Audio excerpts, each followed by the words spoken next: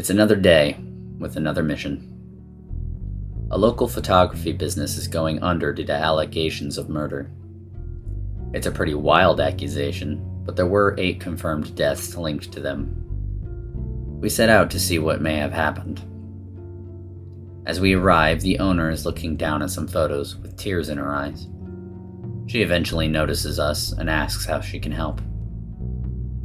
I tell her we're looking into the strange deaths related to the store, but I assure her we don't think she had anything to do with it. Those must have been the words she needed to hear, because she hugged me straight away and thanked me. I ask if there was anything in common about the 8 people. She shakes her head. They were 3 completely different families. The first, just a couple taking wedding photos. The second, 2 parents and their child. And the third was a dad, his daughter, and her grandmother. I asked to look at her equipment, and she shows me where they're kept. Everything looks to be normal, nothing out of place or alarming. I ask what equipment she used to take their photos. She mentions it was a new camera she was trying out. This camera looks worn, even though she said it was new. She says it came that way, and she just assumed it was an aesthetic thing.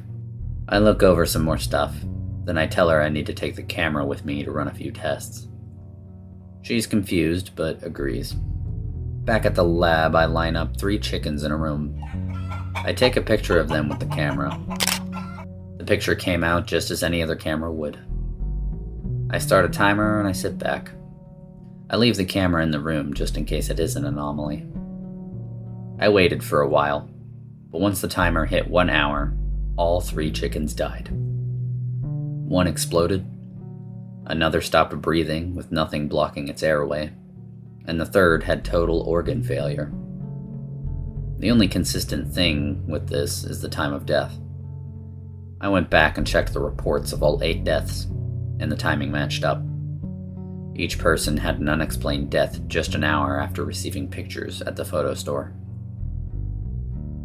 I write a report and send the camera to the archive. I call it the camera of death.